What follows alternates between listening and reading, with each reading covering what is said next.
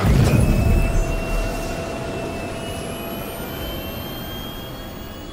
systems online.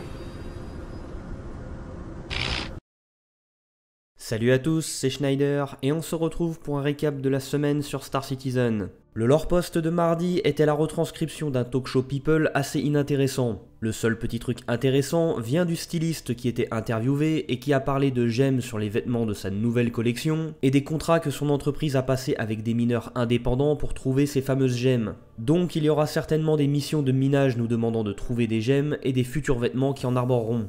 Durant la semaine, Brian Chambers a été aperçu à la Republic of Gamer Convention en Allemagne et a été interviewé par PC Games Hardware. Concernant une éventuelle date de sortie, Chambers n'en a pas donné et a donné l'explication habituelle. Star Citizen n'a pas pour vocation d'être un produit fini et qui va être accessible en totalité du jour au lendemain, mais un produit en cours de production qui est déjà accessible et qui est en constante évolution, donc parler de date de sortie finale n'a pas vraiment de sens. Sur la technologie de Ray Tracing présentée par Nvidia il y a quelques mois, Chambers pense personnellement que ça n'est pas vraiment essentiel à Star Citizen, mais ça dépendra surtout de ce que veut la communauté et de son matériel. Si on n'est que quelques milliers à disposer de cartes graphiques compatibles avec cette nouvelle technologie, l'implémentation du Ray Tracing sera peut-être pas une priorité. Enfin, concernant la configuration requise minimale pour jouer à Star Citizen, c'est beaucoup trop tôt pour donner une configuration définitive, mais il assure que l'optimisation pour les configurations les plus modestes est une problématique constante chez eux.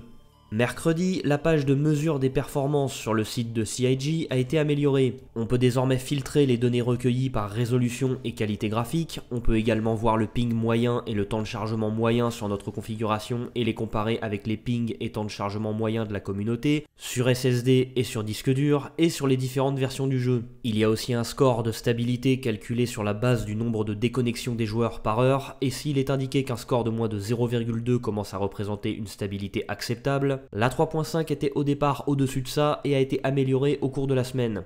Enfin, chaque carré regroupe désormais un framerate pour plusieurs jeux de processeurs et de cartes graphiques, et pour bénéficier des 50 fps en 1920 par 1080, c'est actuellement au minimum une carte graphique GTX 980 et un processeur 4 cœurs cadencé à 3,2 GHz. Jeudi, la 3.5 a enfin été publiée sur le serveur live avec pas moins de 14 problèmes majeurs connus. Il faut croire que CIG a préféré publier une mise à jour pas totalement stable et ne pas prolonger plus que ça le retard de la 3.5 qui était presque de 3 semaines.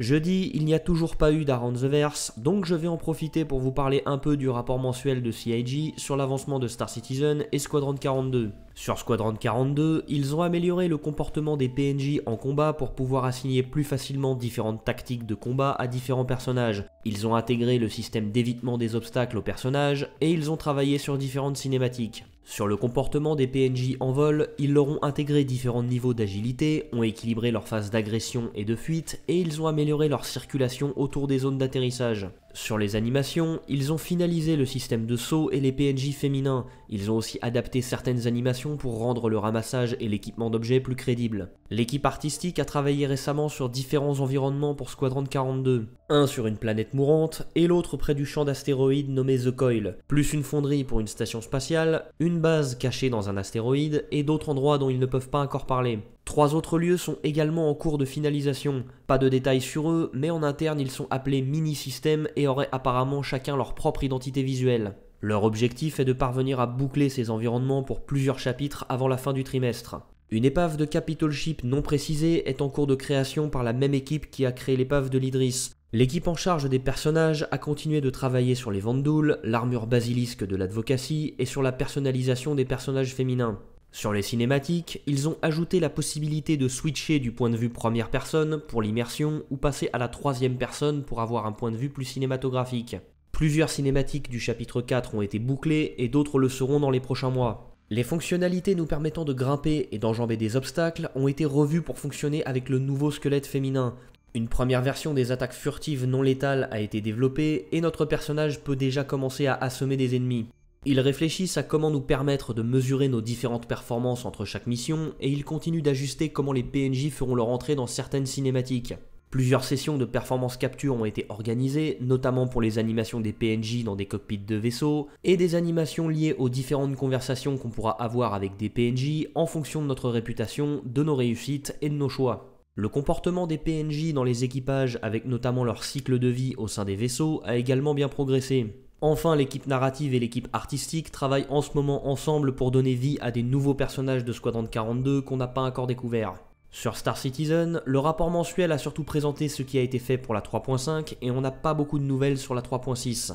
Sur les personnages, une grosse partie du temps de développement a été consacrée à la 3.5 et le reste a été consacré à l'amélioration de leur système de rendu des cheveux qui arrivera plus tard. Ils ont amélioré leur outil de génération procédurale des environnements, notamment pour avoir une génération plus réaliste des canyons, et leurs premiers tests ont été concluants. Le rendu visuel d'ArcCorp a également été amélioré et le brouillard sur les planètes est prévu pour la 3.6. L'outil de personnalisation avancé des personnages continue d'être amélioré, et on devrait en avoir une nouvelle version d'ici le mois de juin qui devrait nous donner accès, entre autres, à plus de visages différents.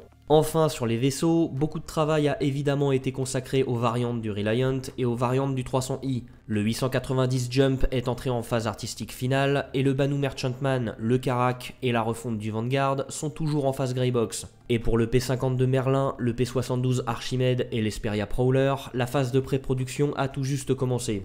Vendredi, l'émission Reverse the Verse recevait Dave Haddock et Will Weisbaum pour nous parler des stations-service sans répondre aux questions des backers. En gros, pendant toute cette émission, ils nous ont expliqué qu'il y aura plusieurs niveaux de raffinement pour les stations-service. Les stations actuelles correspondent plutôt à des stations dont le niveau de luxe sera considéré plus tard comme assez moyen.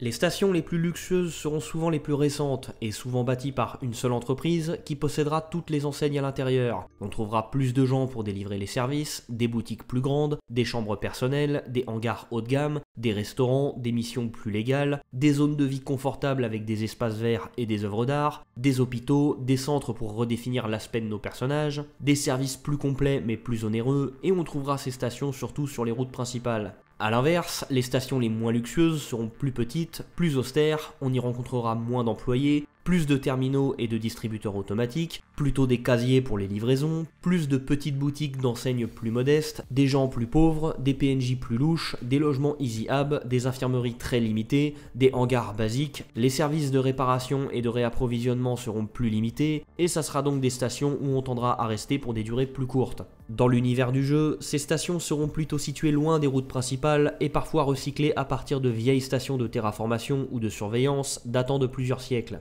Vendredi, la roadmap de Squadron 42 n'a pas été mise à jour, et concernant la roadmap de Star Citizen, elle a été mise à jour et les progrès ont pour l'instant été très minces. On a quelques progrès sur les stations spatiales, le comportement des vendeurs, notamment les barmen, la version 2 du système de saut est déjà terminée, et on a une bonne progression sur le système de transit et de juridiction. C'est la fin de cette vidéo et j'espère qu'elle vous a plu. Sur ce, je vous dis à dimanche prochain et d'ici là, portez-vous bien, citoyens.